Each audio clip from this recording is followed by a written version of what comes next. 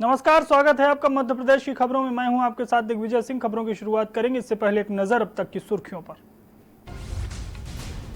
लगातार बढ़ रहे कोरोना संक्रमण के बाद सरकार सख्त, क्वारंटाइन सेंटरों में लापरवाही बर्दाश्त नहीं, सीएम भूपेश बघेल करेंगे हर हफ्ते रिव्यू मीटिंग। छत्तीसगढ़ में बढ़ी कोरोना वायरस की रफ्तार, बीते 24 घंटे में 147 नए मरीज मिलने से हड़कंप। रायपुर में 8 केस मिलने से मुश्किलें बढ़ी। रायगढ़ में 15 सहायक शिक्षक बर्खास्त, फर्जी जाति प्रमाण पत्र लगाकर हासिल की थी नौकरी। बारक, मेला और सारंगढ़ क्षेत्र में कार्यरत थे शिक्षक।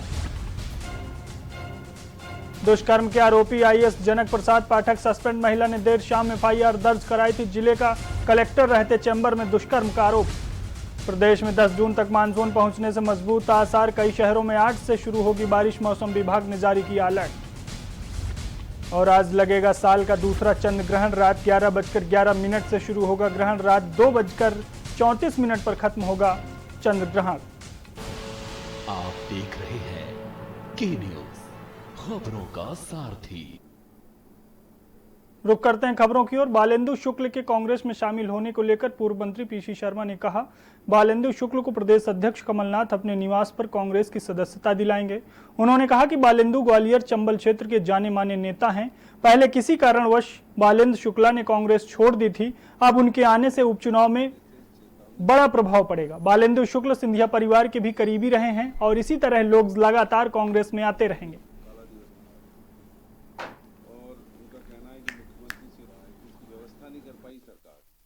मालूम था पहले से चेतावनी थी।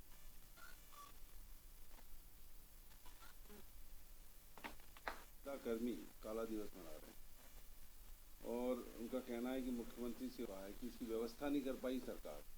ये मालूम था पहले से चेतावनी थी।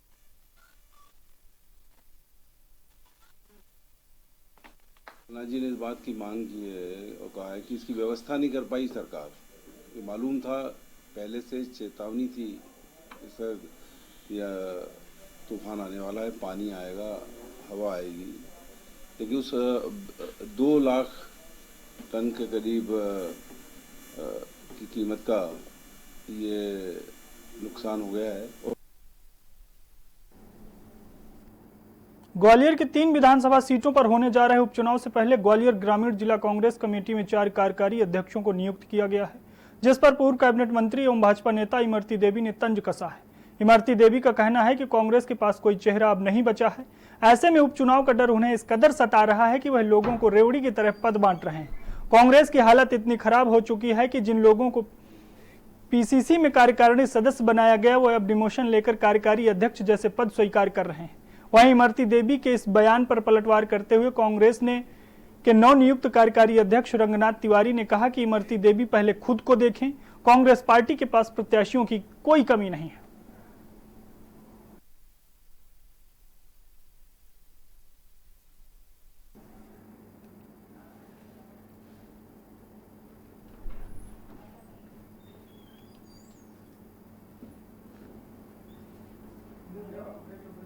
और यहां पर रुकते हैं एक ब्रेक के लिए, जल्द हाजिर होते हैं।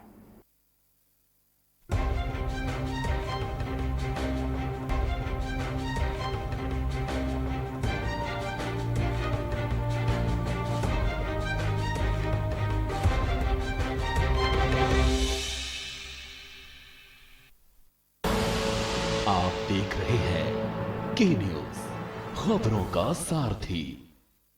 जिसने पूरी दुनिया को तड़पाया, उसके पर्दाफाश का हमने बीड़ा उठाया। कोरोना पर चीन का कच्चा चिट्ठा हम खोलेंगे, खुलकर बोलेंगे। जानलेवा वायरस वाला किलर अब बच के जाएगा किधर? कोरोना पर चीन एक्सपोज, TV9 भारतवर्ष पर हर रोज। TV9 भारतवर्ष, अब तो सब देख रहे हैं। आप देख रहे हैं के न्यूज, खबरों का सारथी।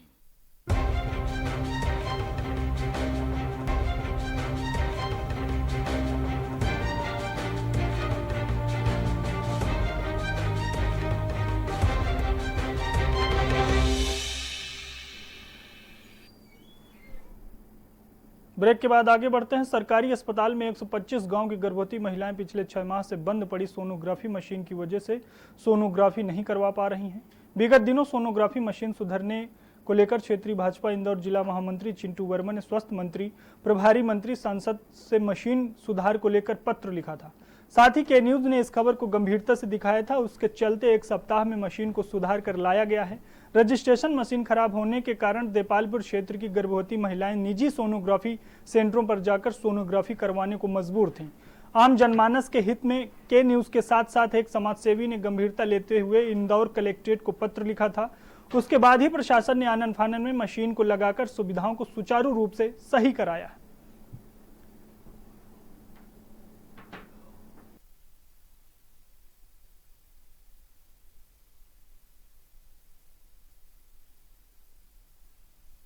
उद्देश्य है कि आप लोगों का जितना मुझे सपोर्ट मिला वो बहुत ही अच्छा रहा है मेरे लिए। और अपनी सोनोग्राफी चालू हो गई तो मेरा दायित्व भी है और मैं अपने कर्तव्य को निभाते हुए मैं ये चाहूँगी कि इसको कंटिन्यू चलाते रहें, अपन कभी इसको बंद नहीं करें। एक एक्स्ट्रा मशीन भी बंद पड़ी मैडम, उसके लिए आप क्या करेंगे? रायपुर दुर्ग संभाग के कमिश्नर जीआर चुरेंद्र कबीरधाम जिले के भगटोल और कन्या शिक्षा परिसर में बने क्वारंटीन सेंटर का निरीक्षण किया। उन्होंने कबीरधाम जिले में कोरोना वायरस की रोकथाम के नियंत्रण तथा संक्रमण से बचाव के तहत अपनाई जा रहे उपायों के बारे में जानकारी ली। उन्होंने आइसोलेशन सेंटर पहुंचकर उपचार के बाद स्वस्थ होकर लौटे व्यक्तियों से भी मुलाकात की और उनका हालचाल जाना। उन्होंने व्यवस्था प्रभारियों को जरूरी दिशा निर्देश देते हुए कहा कि प्रवासी श्रमिकों के रिश्तेदार और उनके जान पहचान वाले व्यक्तियों का क्वारंटाइन सेंटर में प्रवेश वर्जित किया गया है। इस आदेश का पालन कड़ाई से करें। क्वारंटाइन सेंटर में श्रमिकों के बीच सोशल डिस्टेंसिंग का पालन कराएं।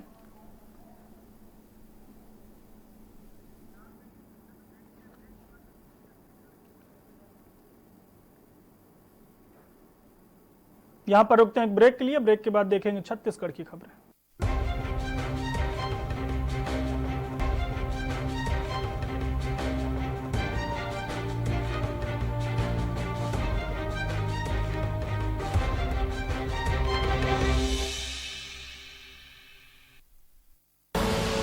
आप देख रहे हैं के न्यूज, खबरों का सारथी।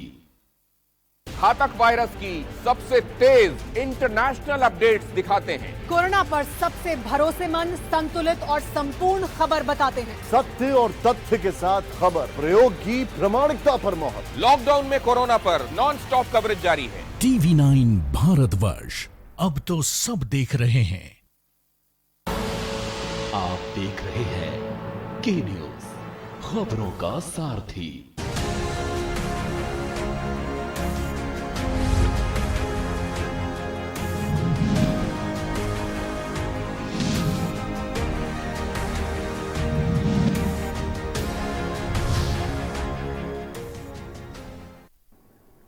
ब्रेक के बाद आपका स्वागत है। रुक करते हैं छत्तीसगढ़ की खबरों का। विश्व पर्यावरण दिवस के मौके पर सीएम भूपेश बघेल ने लोगों को जागरूक किया। मुख्यमंत्री भूपेश बघेल ने प्रदेशवासियों को विश्व पर्यावरण दिवस के अवसर पर बधाई और शुभकामनाएं दी। उन्होंने कहा कि पूरा विश्व पर्यावरण के बिगड़ते संतुलन और बढ़ते प्रदूषण से प्रभावित हो रहा है। जीवों का अस्तित्व उनके पर्यावरण के दूसरे घटकों के परस्पर सामंजस्य पर निर्भर है। सीएम भूपेश बघेल ने प्रदेशवासियों से छत्तीसगढ़ को पूरा हरा भरा बनाए रखने की अपील की।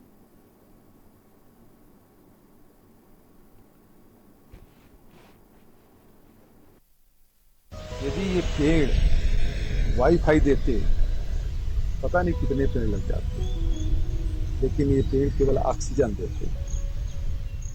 ऑक्सीजन हमारे जीवन के लिए बहुत महत्वपूर्ण है। आज मैंने भी सेम हाउस में एक पौधारोपण किया है। आप सब भी अपने घरों में, अपने आसपास में एक पेड़ जरूर लगाएं। छत्तीसगढ़ में 44% जंगल है। हमारी पहचान, हमारी संस्कृति, हमारा जो जनजीवन इससे जुड़ा हुआ है। आज पूरे देश में कोरोना संक्रमण फैला हुआ है और केवल देश नहीं पूरे विश्व में। और ऐसे समय में शुद्ध वातावरण का कितना महत्व है, हर व्यक्ति इसको समझ रहा है। इस पर्यावरण दिवस के अवसर पर सभी से मैं आग्रह करना चाहता हूँ, एक पेड़ अवश्य लगाएं और उसे जीवित रखने की जिम्मेदारी स्वयं लें, ताकि पेड़ पौधे बढ़ें, जिससे हमारे आसपास में वातावरण अच्छा हो, शुद्ध ऑक्सीजन हमको मिल सके, हरियाली ज़्यादा से ज़्यादा हो। ये मैं आप सबसे अपील करता हूँ।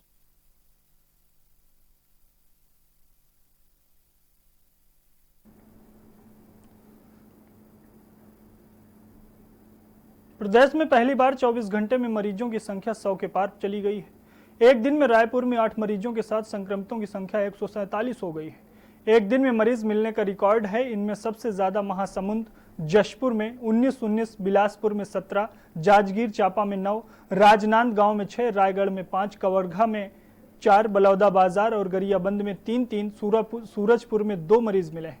रायपुर शहर में मिले मरीजों में निजी अस्पताल के स्टाफ से लेकर दुकान मालिक की पत्नी, एक फैक्ट्री में काम करने वाला मजदूर और मीडिया कर्मी की बेटी शामिल है। देश में कोरोना मरीजों का आंकड़ा जैसे जैसे बढ़ रहा है, राज्य सरकारों की मुश्किलें बढ़ती जा रही हैं।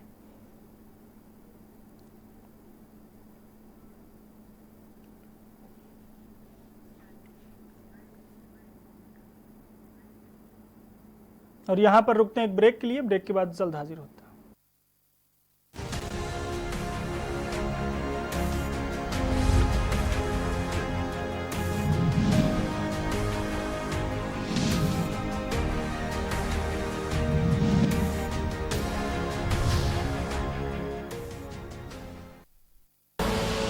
आप देख रहे हैं के न्यूज, खबरों का सारथी। जिसने पूरी दुनिया को तड़पाया, उसके पर्दाफाश का हमने बीड़ा उठाया। कोरोना पर चीन का कच्चा चिट्ठा हम खोलेंगे, खुलकर बोलेंगे। जानलेवा वायरस वाला किलर अब बच के जाएगा किधर? कोरोना पर चीन एक्सपोज, TV9 भारतवर्ष पर हर रोज। TV9 भारतवर्ष, अब तो सब देख रहे हैं। आप देख रहे हैं के न्यूज, खबरों का सारथी।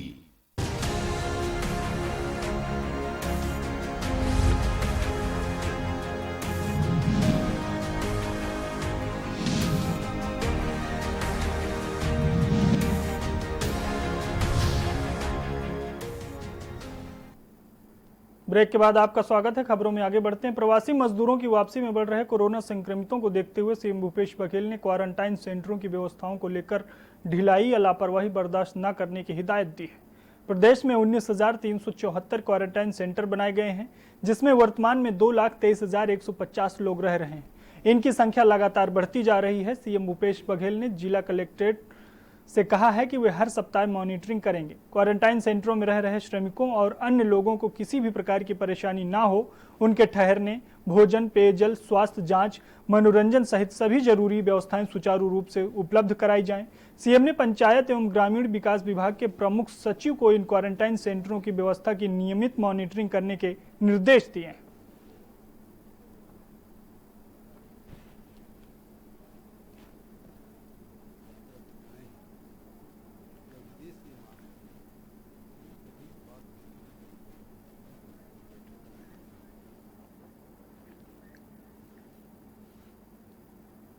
कोरोना वायरस के तेजी से बढ़ते केस के बीच सरकार ने अनलॉक 1 लागू कर दिया है, लेकिन उन शहरों में पैनी नजर भी रखी जा रही है जहां लगातार नए मामले सामने आ रहे हैं। 8 जून से केंद्र सरकार ने धार्मिक स्थल खोलने की इजाजत दी है और मंदिर खोलने को लेकर गाइडलाइन जारी की है। एक रिपोर्ट देखिए।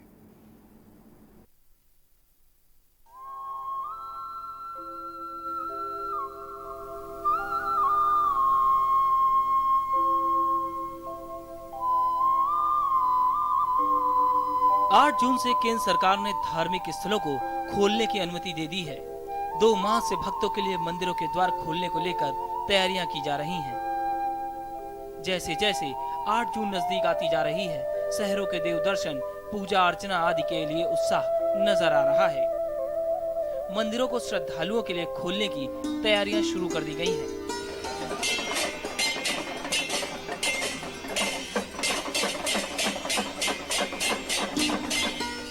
मंदिरों को खोलने को लेकर तैयारियां जोरों पर हैं। किसी मंदिर में बैठक चल रही है तो किसी में बैठक के बाद मंदिर की तैयारियां चल रही हैं। बहुत से मंदिर शासन के आदेश का इंतजार कर रहे थे, जिससे वो अभी तक बैठक नहीं कर पाए थे। शासन के आदेश के अनुसार अब वो आगे की तैयारियों में जुट गए हैं। हम मंदिर के अंदर 10-10, 5-5 आदमियों से ज़्यादा का प्रवेश नहीं रखेंगे, क्योंकि ऐसा है कि मंदिर के मेन गेट पे भी मंदिर के हमारे 40-50 वर्कर हैं, वो सब रहेंगे, मंदिर के अंदर भी रहेंगे। और दूसरा, हमने भक्तों से ये निवेदन किया है या आग्रह किया है कि कोई भी मंदिर में जाकर के किसी चीज़ को नहीं छुए। एक तो मूर्तियों को टच नहीं करे, पहली बात। दूसरी बात, जो घंटे हम लोग बजाते हैं वो घंटों को हमने कपड़े से जो है, लाल कपड़ों से जो है सबको बांध रखा है, कोई उनको नहीं छुए। लखनऊ से लेकर राज्य के दूसरे हिस्सों में और राज्य के बाहर मंदिर खोलने की रूपरेखा तय की जा चुकी है और कोशिश है कि लॉकडाउन संकट के बीच एहतियात के साथ भक्तों को मंदिर में दर्शन करने की इजाजत दी जाए। इसके साथ ही मंदिर प्रशासन ने भक्तों के लिए नियम भी जारी किए हैं, जैसे कि सर्दी, जुकाम, बुखार आदि से पीड़ित श्रद्धालुओं का मंदिर में पूरी तरह से आना निषेध रहेगा। सायंकाल आरती, सामायिक आदि की ही इजाजत होगी। बड़े अतिशय क्षेत्रों, तीर्थ क्षेत्रों आदि पर विशेष सतर्कता बरतने के निर्देश हैं। गाइडलाइन को सभी मंदिरों के लिए जारी किया गया है। मंदिरों में आने वाले श्रद्धालु और दर्शन करने वाले भक्त सोशल डिस्टेंसिंग का ध्यान रखते हुए मास्क लगाकर दर्शन करेंगे। मंदिर के बाहर गोला बनाया जाएगा, जिसके तहत लोग एक दूसरे से दूरी बनाकर दर्शन कर सकेंगे। केंद्र सरकार की गाइडलाइन के मुताबिक धार्मिक स्थलों पर रिकॉर्डेड भक्ति संगीत बजाया जा सकता है। संक्रमण के खतरे से बचने के लिए समूह में गाने की अनुमति नहीं होगी। सार्वजनिक आसन इस्तेमाल करने के स्थान पर अपना आसन घर से लाना होगा। धर्मस्थलों पर प्रसाद जैसी भेंट नहीं चढ़ाई जाएगी। न ही पवित्र जल का छिड़काव या वितरण किया जाएगा। श्रद्धालुओं को साबुन से हाथ पैर धोकर परिसर में जाना होगा। अपनी गाड़ी में ही चप्पल जूते उतारकर मंदिर आना होगा। धर्मस्थल पर प्रतिमाओं और धार्मिक पुस्तकों को छूने की अनुमति नहीं होगी। मंदिर में आने वाले भक्तों को घंटा बजाने पर रोक रहेगी। कंटेनमेंट जोन में कोई भी मंदिर नहीं खोला जाएगा। 8 जून को मंदिर खोले जाने को लेकर प्रशासन ने भी कमर कस ली है, जिससे आस्था के बीच कोरोना संकट को फैलने से रोका जा सके और आस्था के साथ इंसानी जिंदगी को भी बचाया जा सके। स्पेशल डेस्क की न्यूज।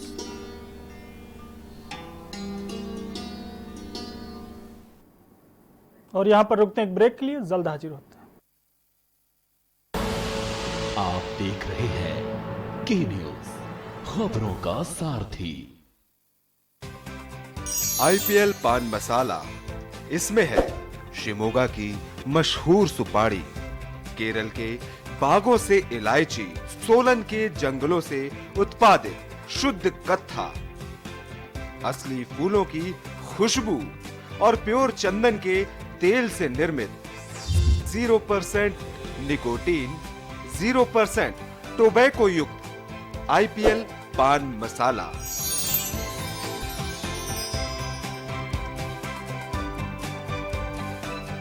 घातक वायरस की सबसे तेज इंटरनेशनल अपडेट्स दिखाते हैं। कोरोना पर सबसे भरोसेमंद, संतुलित और संपूर्ण खबर बताते हैं। सत्य और तथ्य के साथ खबर, प्रयोग की प्रामाणिकता पर मोहर। लॉकडाउन में कोरोना पर नॉन स्टॉप कवरेज जारी है। TV9 भारतवर्ष, अब तो सब देख रहे हैं।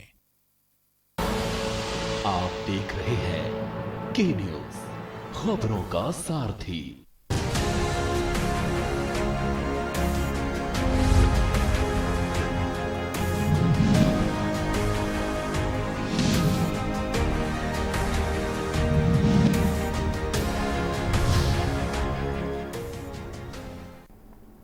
ब्रेक के बाद आपका स्वागत है। खबरों में आगे बढ़ते हैं। छत्तीसगढ़ में दुष्कर्म के आरोप में घिरे आईएएस अधिकारी जनक प्रसाद पाठक को गुरुवार को सस्पेंड कर दिया गया।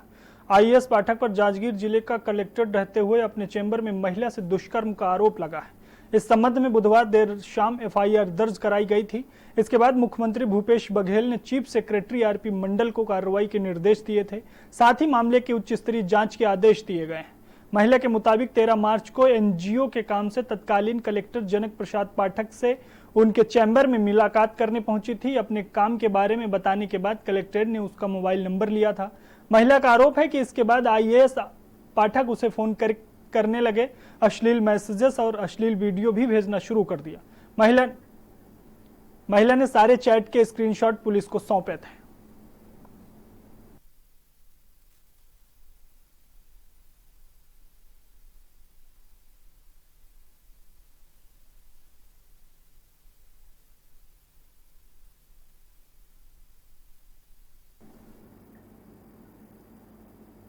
छत्तीसगढ़ के रायगढ़ में 15 सहायक शिक्षकों को बर्खास्त कर दिया गया है। इसके साथ ही इनके ऊपर एफआईआर दर्ज कराने के निर्देश भी दिए गए हैं। यह शिक्षक फर्जी जाति प्रमाण पत्र लगाकर वर्षों से नौकरी कर रहे थे। इसमें बरमकेला और सारंगढ़ क्षेत्र के कार्यरत शिक्षक शामिल हैं। ऐसे 27 शिक्षकों के खिलाफ शिकायत की गई थी। जांच में ये दोषी पाए गए हैं। इसके बाद जिला पंचायत सीईओ कार्रवाई की है। दरअसल साल 2005 से 2012-13 के बीच भर्तियां हुई थी। उस समय तहसीलदार की ओर से जारी अस्थायी जाति प्रमाण पत्र के आधार पर इन्हें नियुक्तियां दे दी गई थी। यह सिर्फ 6 माह के लिए वैध होता है। बाद में आवेदक को स्थायी जाति प्रमाण पत्र जमा करना अनिवार्य है। जांच में दोषी पाए गए शिक्षकों ने अपने स्थायी प्रमाण पत्र नहीं जमा किए और नौकरी करते रहे। सभी शिक्षक फर्जी प्रमाण पत्र के जरिए नौकरी कर रहे थे।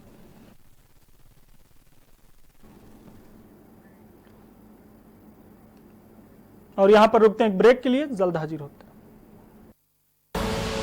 आप देख रहे हैं के न्यूज, खबरों का सारथी। जिसने पूरी दुनिया को तड़पाया, उसके पर्दाफाश का हमने बीड़ा उठाया। कोरोना पर चीन का कच्चा चिट्ठा हम खोलेंगे, खुलकर बोलेंगे। जानलेवा वायरस वाला किलर अब बच के जाएगा किधर? कोरोना पर चीन एक्सपोज, टीवी 9 भारतवर्ष पर हर रोज। टीवी 9 भारतवर्ष, अब तो सब देख रहे हैं। आप देख रहे हैं के न्यूज, खबरों का सारथी।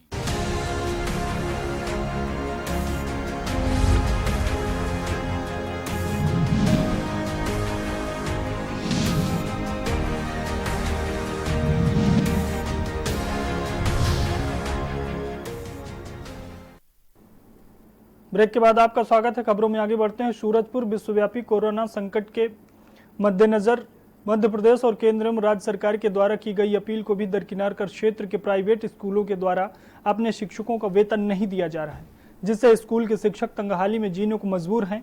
कोरोना संकट के दौरान केंद्र और राज्य सरकारों ने लॉकडाउन लगाया।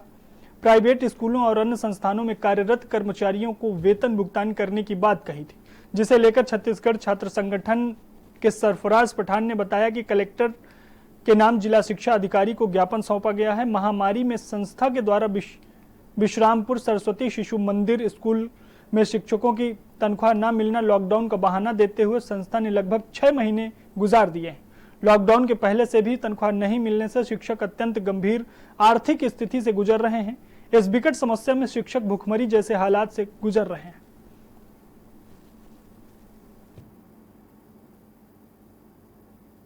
आज छात्र संघ के कुछ प्रतिनिधियों द्वारा कार्यालय में आकर के सरस्वती शिशु मंदिर विश्रामपुर के विरुद्ध शिकायत दर्ज की गई है कि शिक्षकों का वेतन 6 महीने से नहीं दिया जा रहा है। इस संबंध में उनके ज्ञापन भी प्राप्त हुए हैं। विकासखंड शिक्षा अधिकारी को निर्देशित किया गया है कि ये जांच कर लें और देख लें कि संबंधित समिति के खाते में पैसा है तो शिक्षकों का भुगतान सुनिश्चित किया जाए। वहाँ पे केरल से बढ़कर मानसून गुरुवार को तय समय से 2 दिन पहले कर्नाटक पहुंच गया। वहां के दक्षिण पश्चिमी हिस्से में मानसून 6 जून तक पहुंचता है, लेकिन 4 जून को ही सक्रिय हो गया। इससे छत्तीसगढ़ में भी मानसून तय समय यानी 10 जून तक पहुंचने की संभावना प्रबल हो गई है। मानसून की गति सामान्य रही तो 7 से 8 जून को बस्तर में प्री मानसून की बारिश भी शुरू हो जाएगी। मानसून के समय पर पहुंचने की उम्मीद और उससे पहले हो रही इस बारिश ने राज्य में कृषि कामों में भी तेजी ला दी है। किसानों ने खेती की जुताई के बाद अब बुआई की तैयारियां शुरू कर दी हैं।